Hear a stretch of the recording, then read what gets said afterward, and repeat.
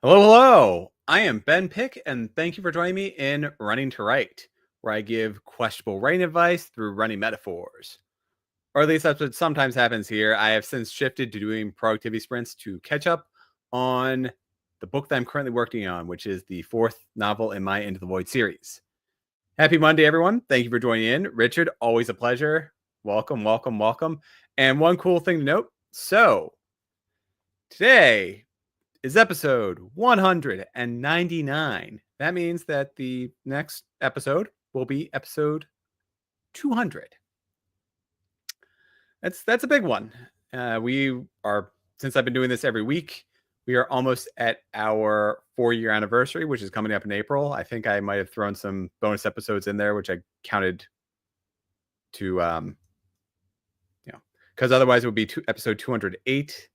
That would be our 4-year, and can't remember if I added in bonuses or if I counted them or whatnot, but either way, we have episode 200. Since it's a big one, well, I'm still going to do productivity sprints, but I'm going to intersperse the productivity sprints with fun little details and tidbits that have happened to me since episode 1. Things like my favorite episode, my most popular episode, and maybe the best fact that I've shared, or just a fun way to look back on all that I've accomplished, all the people I've met over the years since I started this YouTube channel. So it will be this Saturday at noon Eastern time. Just throwing that one out there. It's not going to be next Monday. It will be noon Saturday Eastern time. That way I can do 3 30-minute sprints, and well, probably. I might still do the regular 30, 20, 20, because that way I can do a lot more talking. So I'll probably stick with that. I am not doing obviously I'm not doing what I did for the 100 episode, which was a watch me play for Chrono Trigger, which was a lot of fun. I really enjoyed filming that. I really enjoyed showing off one of my favorite video games of all time, arguably the best video game of all time, and sort of chatting along while I was going through it and sharing some of the little fun details that I've known, some fun little tricks, some fun little things to pay attention to while you're playing. So no live AoE2 playing. That would be a lot more swearing than usual. Actually, I was playing a fun game last night with one of my friends, and he was getting very salty because it was 2v2, so I was on the same team as him, and we were going against some very, very annoying guys because they're like, "Oh, we've done so bad this time around," and like, we're probably going to quit out. So good game and whatever. And then they attacked us like right then. So it was completely it was a jerk move, but we still beat them because, cheap ploys are not how you win games. You win games with good strategy. And yeah. Oh, thank you, sweetie. My wife has a very biased opinion. And yeah. So anyways, this Saturday, noon to Eastern time, I hope to see you all there. And with that out of the way, I think we're ready. Just might as well start things off. And yeah. So I'm going to start things off. I will set everything up to be a 30-minute sprint. I'm going to be working on my latest chapter, as I have worked on it since last week. Last week I was working on might have even been chapter 16. I think it was chapter 17. But either way, I am likely halfway through chapter 18 now. So I did do quite a bit of writing since last week. And yeah. So now I'm going to... Oh, yeah. I did also send out... today's the third... every new month, the 3rd of every month, I send out my newsletter, and today was a tribute to Rufus. So it was a rough one. Yeah, in case you don't know, in case you didn't watch last week, I think I mentioned it, but Rufus has since passed on. And so That's been really tough, but we are managing okay. We knew since July that he had terminal cancer, and we sort of took him through chemo to sort of slow down the spread. But unfortunately, I mean, he had just too big of a heart, I guess.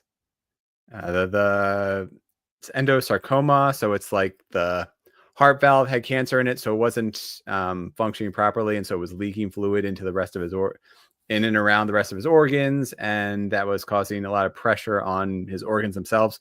So we drained, or I didn't. The vet drained the blood, the fluid out of there, and so they kept him for monitoring, and they said that it was the most fluid they had ever seen a dog have and still be alive. So he had adapted very well to it, but unfortunately, they did that early in the morning, and then by the early evening, he had about half as much fluid already there. So the heart valve wasn't clotting as it should, and so we brought him back. And then in the morning, we brought somebody in to euthanize him. So yeah, but we did take him out of the vet place. They recommend that we leave him there so that way they could just keep doing the surgery or whatever.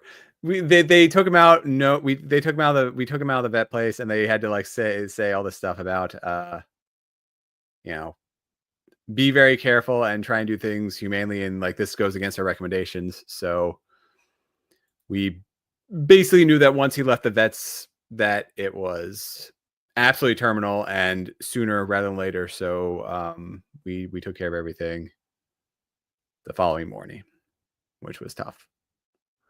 But anyways, that was a couple weeks ago. That's the last time. Well, that's the last time I'm going to go through this long explanation again on my channel, hopefully. So if I do mention it, I'll just mention that Rufus is no longer here. But with that out of the way, I'm going to start up a writing sprint. I'm definitely going to be going slower now that I'm distracted. And I think that the writing will do me some good. So I will see you all in 30 minutes. I'm going to mute myself, and we have the Rufus timer ready to go. And yeah, at some point I'm going to replace this. I don't know when or with what, but until then, I mean, he's a good puppy boy. So you get to use his nap time as a countdown, and I will see you all at the end of 30 minutes.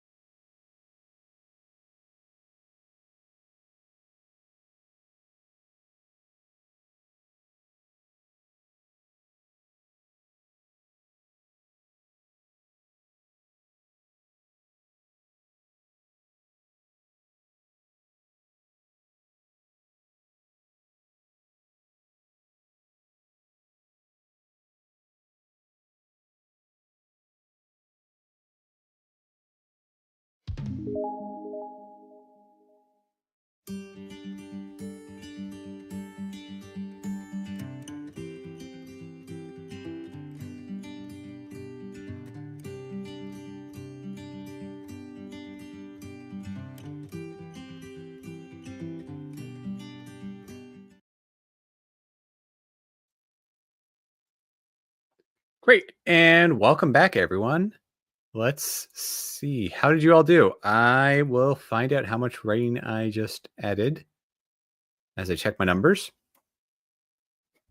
Right now, I had a decent writing session. It wasn't. I had to stop and look up a couple of details because I wanted to get certain things right. But forward momentum is forward momentum. So let's see. I was at 952, and the new numbers are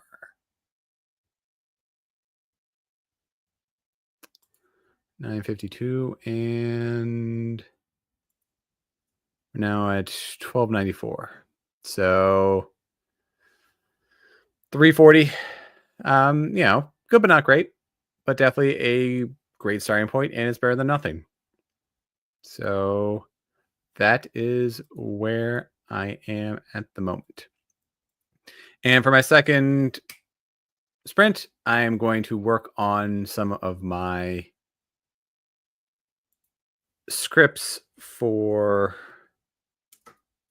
upcoming episodes, because I want to get some really good backlog of scripts, so that way when I do eventually get back to giving questionable writing advice, I have a lot of great advice to give, or a lot of interesting stories to tell, or right now my script that I'm working on is outlining, which is going to be an updated version of what I gave before. I have a couple of ideas for Could This Be Made Today, which is a critical look at some of my favorite books. And actually, I might there's no point in adding, don't even see this one. I was going to say I might go through and add Heirs to the Force, because that is a fantastic series. I am rereading it right now, and it is just peak Star Wars. It is gripping. It is excellent character development. It is interesting plot. It is mysterious. And there is so much good to the no longer canon EU of Star Wars. So if you are a huge fan of Star Wars and you want to get into some really great Star Wars at its peak, Heir to the Empire just came out with a 20th edition, 20th year anniversary edition. And I'm renting it from the local library. So support your libraries. But that isn't really something that will work for my Could This Be Made Today, because it's a re-release. And yeah, I mean, it could easily be made today. It's fantastic Star Wars, and Timothy Zahn is brilliant, a genius, and everything that I aspire to be as a writer. So there is that. And he's coming out with new material even now. I think he's got a new Thrawn trilogy that he's working on, or that has since finished. And yeah, Heirs of the Force could come out at any time and be a bestseller, even as the Star Wars brand is steadily declining. Let's just be nice here. I did finish watching Skeleton Crew, and it was the best of new Star Wars has to offer since Mandalorian season 3. Everything kind of went downhill. It's not great. It's passably okay for storytelling. There is a fun little twist in that, based on the events, since I don't think it's getting a second season, but my headcanon is that based on the events of Skeleton Crew, that's what helped fund the First Order that then takes over the galaxy. Because, slight spoiler, the planet so it's all about these kids on this suburban paradise planet. They enter a spaceship. The spaceship takes off and sort of traps them, and they get blasted off into the galaxy, and they're trying to find their way home. So it's a very simple story. But the reason that the planet itself was hidden is because it's a vault for the New Republic. So there's just money galore in being stored on that planet. And a lot of the things, if you think about it too hard, don't make any sense whatsoever. But one of them being that at the end of the series, the planet is now discoverable. It's no longer hidden. And so what that means is I don't think that the New Republic could adequately protect it. which means that vault definitely was robbed and stolen, and that's what helped fund the new empire in the sequel Star Wars movies that really are terrible.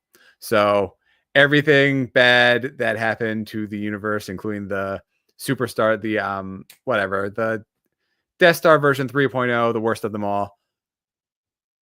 It's all thanks to four little kids who wanted to go on an adventure and accidentally expose their suburban lives to the grittier, darker galaxy. But yeah, so everything that goes wrong, all the planets that get destroyed, Coruscant and everything, really comes down to the characters in Skeleton Crew. And since, like I said, there likely will not be a season 2. That is the canon that I'm working with. So there's that. This has been your daily dose of Star Wars is in the crapper. What did I skip anything? I feel like I skipped one of the. Oh yeah, I didn't bother watching The Acolyte. Let's see. Mandalorian season 3 I watched. I was disappointed in. Boba Fett disappointed in. Ahsoka disappointed in. Obi-Wan disappointed in. Didn't even bother with Acolyte. I only bothered with Skeleton Crew because it seemed interesting. It seemed like a Goonies throwback. And so I gave it a shot, and it's, okay. It's something to pass the time. But it's not good Star Wars. I'll say that much. So, oh boy, yeah. I also had a conversation with Richard about Doctor Who Christmas Special. Yeah, Doctor Who Christmas Special was not great.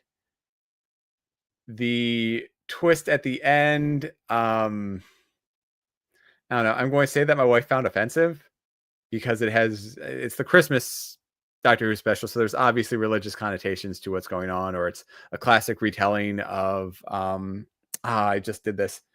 The Scrooge story. So it's a classic retelling of the Scrooge or some Christmas holiday spirit type thing. But yeah, the culmination of this episode, it was bad. It explains the North Star that was present in the Bible. I'll say that much. Whatever, it's a spoiler.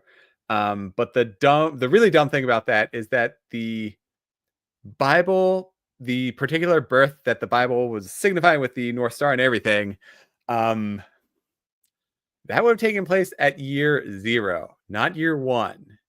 And I know that's just a very dumb nitpick, and they didn't explicitly say like this is, the year of birth, but I feel like it was implied, and I feel like either that's what they were going for, in which case they were off by a year, which would take in, any writer to look at it would just take a grain of common sense to figure that out. Or they intentionally wanted to avoid it so that way there wouldn't be the religious connotation, in which case it was just really dumb that they still sort of had it taking place there. Either way, the Christmas special was dumb. I'll say that much. It was an extremely interesting presence. They were in this hotel called the Time Hotel. And so it connects to every point. It connects to multiple different points. Every single room in the hotel is a different point throughout history of, obviously, all the relevant histories take place in America, on planet Earth, which is really dumb. But I guess it kind of makes sense because they don't really want, whatever. The premise is dumb. The story reign was dumb. The dialogue was dumb. It basically was about the Doctor coping with the loss of yet another companion. And it had good promise. It was an interesting premise. And then just everything was bad. And of course they got a big name to show up in there who was one of the people who was in Bridgerton, and the acting wasn't great in the episode. I'll say that much. So yeah, look, I don't even care about the social commentary in the episode. I'm talking strictly on a logistical standpoint, from a plot to a storytelling to just basic functions. So okay, fine. I'll go on a little tangent. There's a point where they have a door open to another dimension and they need to slow down a thing from happening. So they're on a train, door open to another dimension. So they take rope from the other dimension and they just throw it on the train track and it drags from there. But the problem is that the train like does a lurch when the rope catches. The big problem is that with that is that the rope is in no way touching or connected to the train. The train is might as well not even be there for all that the rope cares about, for all the plot of the episode is talking about. So you have this rope in another dimension that's pulling something in another dimension that has no connection to the train itself, and yet the train still lurched when the grappling hook caught. And so that was just a really dumb thing to happen simply just to have something happen in that scene, because otherwise if it didn't, then you realize that the entire all the moments on that train were just worthless and they were not plot relevant, so they could have been taken out. All right, end rant. Doctor Who Christmas special, you can just skip it. I'm not really enthusiastic about it. There have been some, sorry, rant's still not over yet. There have been some excellent Doctor Who Christmas specials. This is one we can easily pass. Anyways, that was a long rant. I'm just going to dive right into the next 20-minute sprint. So I will see you all on the other side.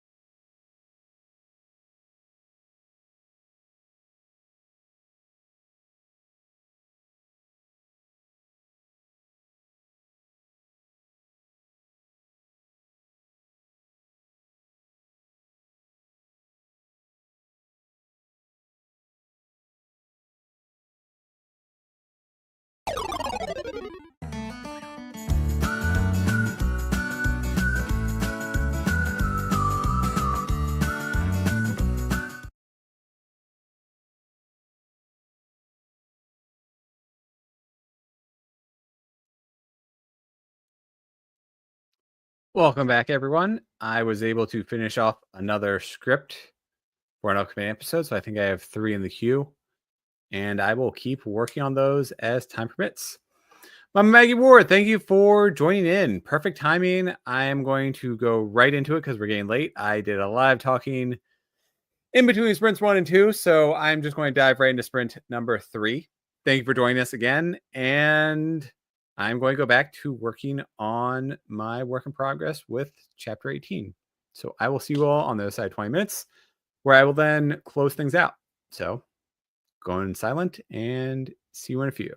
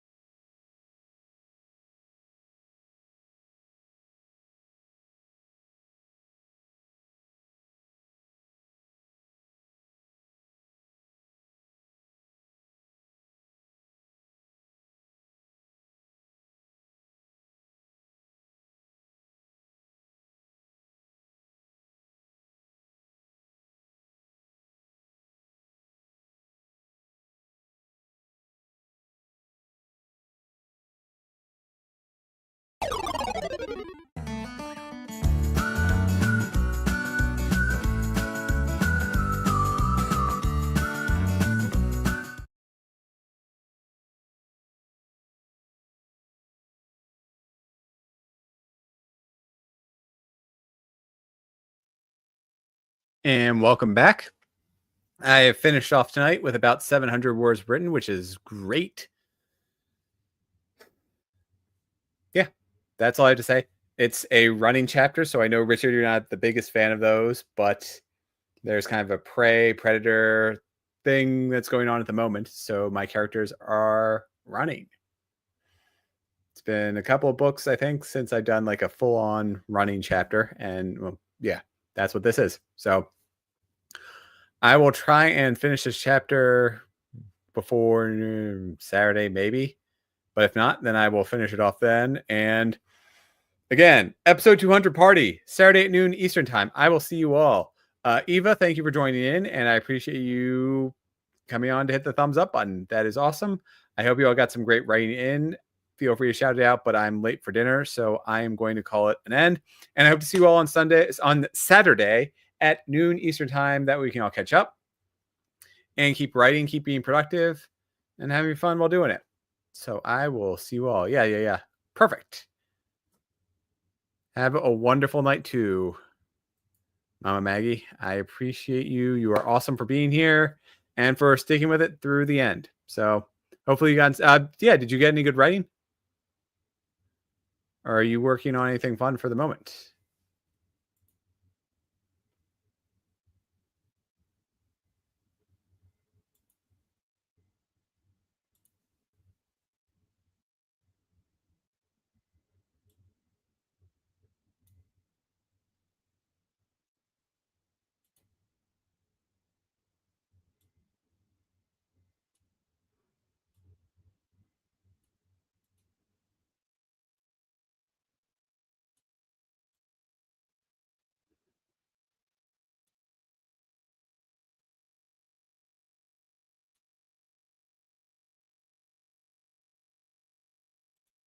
All right. Well, sorry, I guess I didn't catch you then.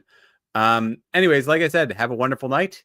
I'm going off to dinner, and I hope to see you all on Saturday. So enjoy. Hey, it's Monday, so the week can only get better from here. Fun times aplenty. But I've already gone on too many tangents, so I will see you all next time. Take care.